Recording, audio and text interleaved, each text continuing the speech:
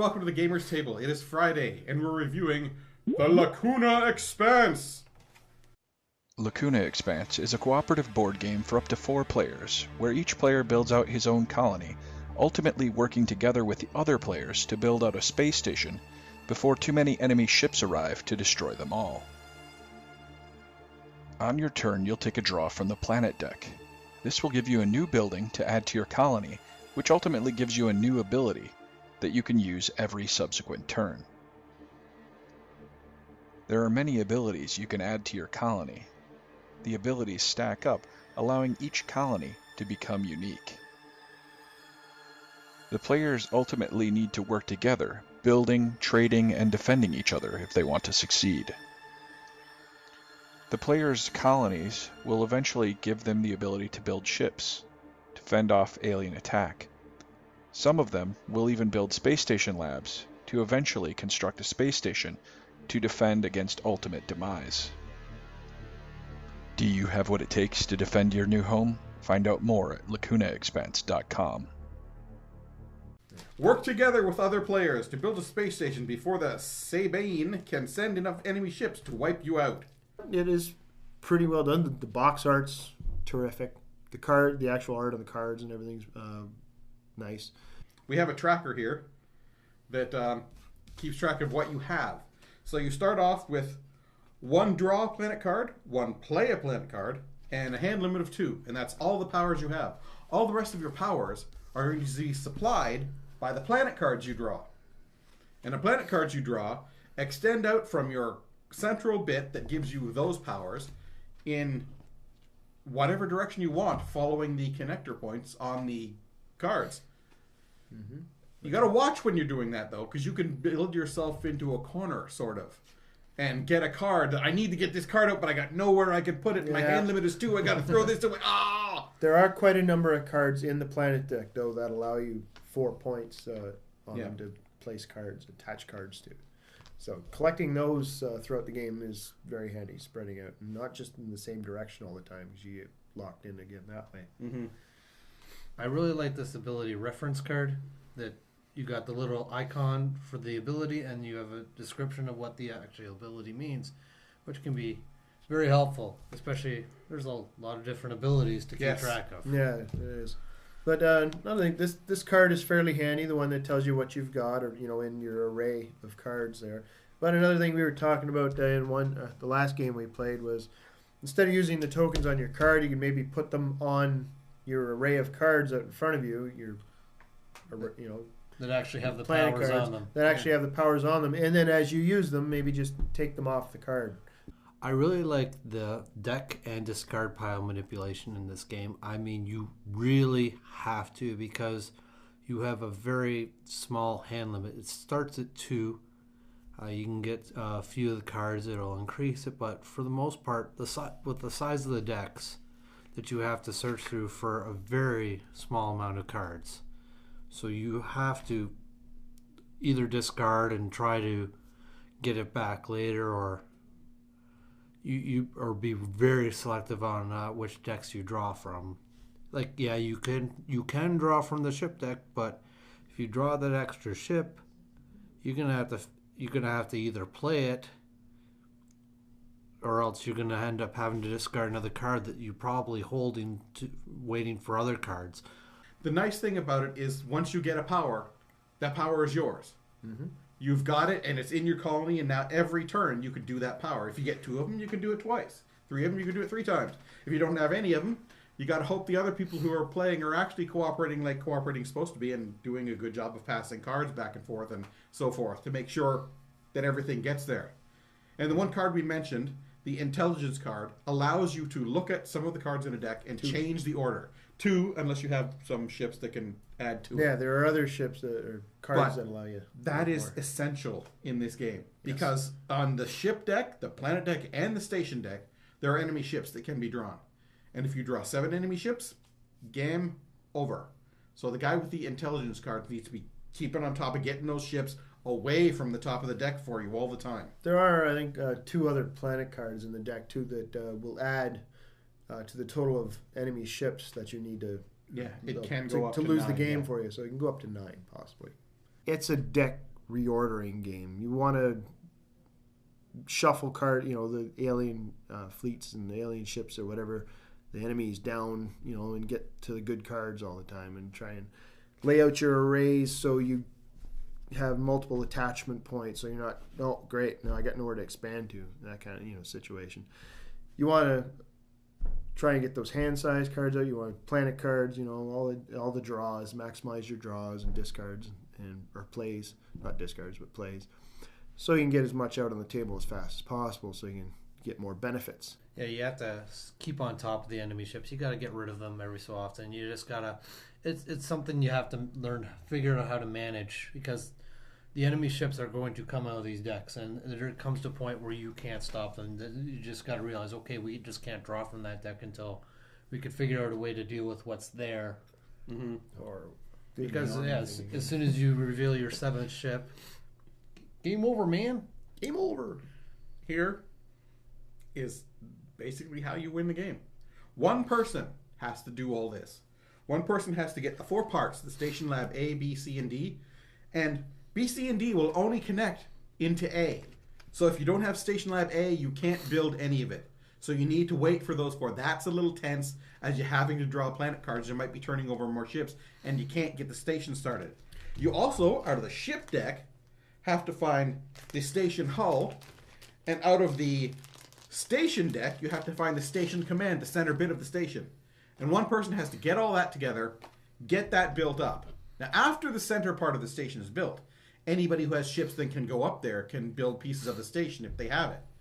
But the one person has to do the start, and that's probably that's the first tense point of the game, trying to get that card before too many ships go out. And then the second half is building the station when all your decks are starting to run out, and the only thing left is enemy ship, enemy ship, enemy ship. And planet cards is not a may draw. You must draw planet cards on your turn. And when there's 3 enemy ships in a row, and you have to draw 3 cards, and we're already at 4, I take my turn, we lose the game. And there's nothing I can do about it. So as Chris was saying, sometimes it can just get to the point where it's just, we can't win this. It's just not going to happen. But there's other times when, most of the games, where it gets down to the final few cards. It's really tense, and you're not sure whether you're going to win, and all of a sudden you realize, oh, I got this, I got that. Okay, as soon as we get to my turn, we've won. Honest, we made it. Yeah, you can manipulate the draw pile a lot. You can manipulate the discard pile a lot. You gotta control the flow. Like, there are times where, yeah, I can draw a ship card, but if I draw a ship card, then I gotta throw away a card, and then, I can't be throwing away cards right now. Yeah. I need to hold on to this stuff. So it's a lot of that sort of tension going on that, okay, I can't get rid of this. I need it. Guys are like, what do I do? We are reviewing Zombie Fried. The flavor of this game is great. The goal of Zombie Fried is to reach a predetermined brain point total agreed on by the players prior to the start of the game. 25, 35, or 50. Well, that's what he suggests. That's what you can suggest anything you wanted. Yeah. 1. So you First start by dealing each player 5 cards, then putting the rest of the resource deck, yaha. Then you deal out face up 4 zombies, and put the rest of the zombie deck over there. And then you take turn attempting to kill zombies. You may play a big damn hero if you have one in your hand. You may play a weapon, and you may modify your weapon if so. Then you attack the zombies. This is the strength you need. This is what the zombie is worth. I know it looks like it would be exactly the opposite of that, but that's what it is.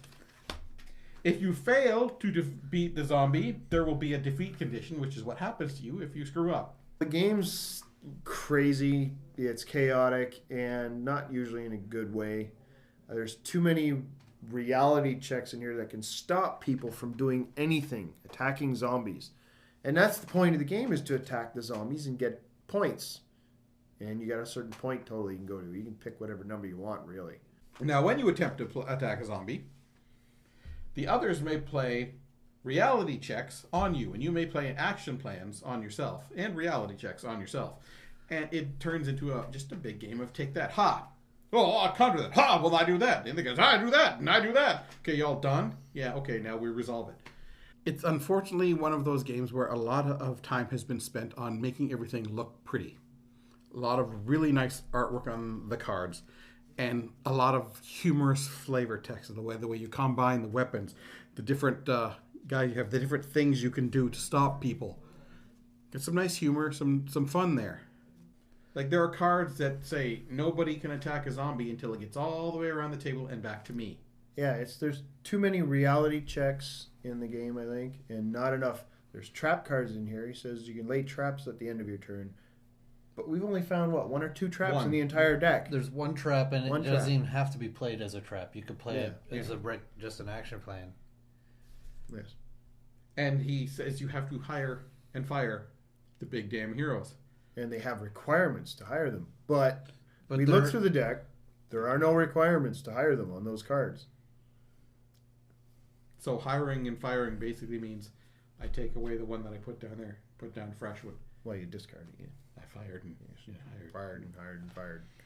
Play and discard. This game's got potential, and the artwork is interesting, yeah, and the humor is quirky. Yes. Yeah. But there's too many broken cards. It's not enough variety in the game.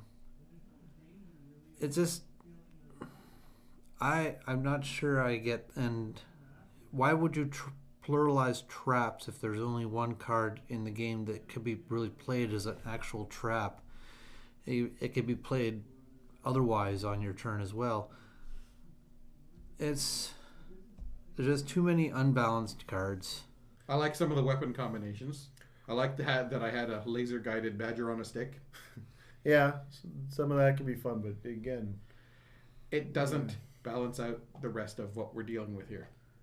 Yeah, it's like I got one basic zombie. I didn't have any reality check cards in my hands at all. These guys kept playing them on me, especially this knucklehead over here. Every time I went to attack a zombie after I got that first basic one-pointer, no, can't do it. No, can't do it. No, can't do it. Sorry. Well, how the hell am I supposed to do anything in this game if you just keep canceling everything? Too many reality checks. There are some fun zombies and fun weapons, especially in this. The action cards are pretty good, if you get the right circumstances to use them. But at least you can discard some and draw some new ones. And now for the gaming news. The Game Crafter has announced a new part on its gaming lineup. Previously, you could get a box sticker similar to this one that would go on the top of your box. And you could get another sticker like this that would go on the back. They have changed that, and now you can get what is called a box wrap, which covers this edge, the whole front, and the top edge. You get the same thing for the back. So now you can make your box look exactly like those ones you see on the store shelves. Just another step towards making your game look as professional as possible. Wrapping up for Zombie Fried. Yeah. I give Zombie Fried a 3. The theme is killing zombies. Yeah. But it's killing zombies if it was killing zombies where everybody had taken some serious drugs and they're running around like total idiots because they just don't seem to pay attention to what they're doing. They're putting, forks into guns and shooting them at people. It's crazy. There's a bit of humor to it, but theme. And the zombies don't attack you. Yeah, I don't really unless feel... you attack them. So why are we attacking zombies that don't bother to hurt anybody? I don't really feel much of a theme on this. Easy to play. Yeah. Eventually. If you figure the rules out. The rules are... well, I didn't find them too bad, but there's some stuff in there that's not necessary, like the big damn heroes. Okay. What were you saying about play you the never requirements. interrupt anybody? Well, you paused. Shut up. Oh, I'd pause to take a breath. I can get in there. Exactly. What is elaborating on your point there, though? The rules. Fun to play. Whatever. You can have some humor with put the weapons together, but for the most part, it's just too much of the take that and not enough defense against it, so it's really not all that fun to play. I gave it a 4.5. The rules, they're not perfect for sure, and the requirements to bring out a big damn hero, there are no requirements on these cards. Unless there's something he forgot to put in there, or maybe he added that in maybe thought he'd put that in the game and then forgot he didn't and kept it in the rules. I don't know. But the rules aren't perfect, for sure. But it's really not a difficult game to play. The fact it's just too chaotic. There's too many reality checks in there to stop you all the time. And you can't get stopped all the time. Exactly. Yes. But in the one card, just steal somebody's zombie and win the game. That's pretty cheap. The humor is good. The cards, the artwork in that is pretty, decent and everything. I give Zombie Fried a 3. I really appreciate and like the effort in the artwork. That's what I like about the game. Pinata Pete, a zombie. Mona Lots, another zombie. Yeah. That cool, quirky artwork, humor. Beyond that, there's nothing in this game for me. This is just random. Throw the cards out, roll the dice. Is it over yet? Wrapping up for Lacuna Expanse. I'm just going to give it a 6. We haven't lost yet, but they've been very close. But it does seem like a pretty good game. I don't know how this would play like a lot of times. If it turned out to be this pretty much the same thing over and over again, just looking for that intelligence card to help you win the game. Because that one really is crucial to this, being able to reorder things. It could be just you get a bad draw order in each of the decks and you just pile up those alien ships right away and you not have much of a choice. I give Lacuna Expanse a 7. I enjoyed the cooperative aspect of this game. I like that deck manipulation. Mm-hmm. It's fun. You do have to work together. You can't just be drawing as much as you can and throwing stuff away. It's like, hey, we needed that, and now we got to figure out a way to get down to the discard pile to get the card that we need. So, yeah, you definitely have to work together. You have to communicate. It's a good cooperative game. It might be a little long for my taste, but that too. It still is a lot of fun. I enjoyed it. I give Lacuna Expanse an 8. Theme? You're building space stations. You're building colonies to get to build a space station to stop the enemies from taking over this new part of the galaxy. It all holds together as a theme. It does have, like as I said, early when you're trying to get the 4 bits together, and at the end when there's all those ships coming in and you can't do anything about it, it has some good tension to it. It's not just no problem, we're going to win this game. You're not sure. Right down to the last moment, we weren't sure whether we're going to win or not. Yeah, I got very close. Easy to play?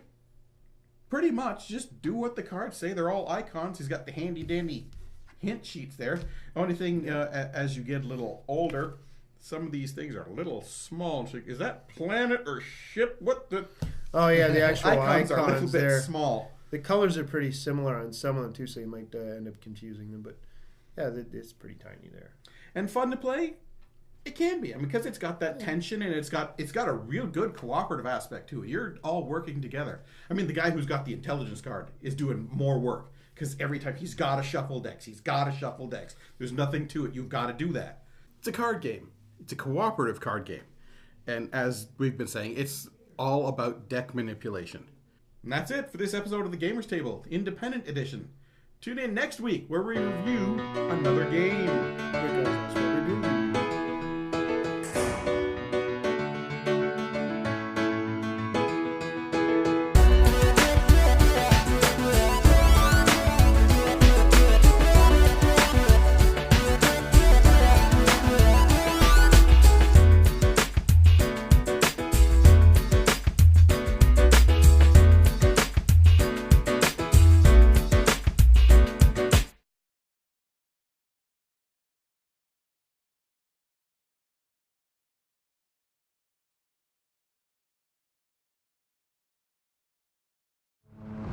Now, Seek Soft Hand, we bring you provisions. Yeah, Soft Hand's hurt. He's not hurt. He's dead. Shut up, Far. He's dying. I'm amazed he survived this long. We've been tricked. Someone has been ahead of us every step of the way. I name you Thief of the Scroll. They killed Will Strongarm! I saw them! Oh, I'm sure they'll try for me next! Trace? Blackwings? Oh, Simeon, why did you have to take everyone from me? Ah!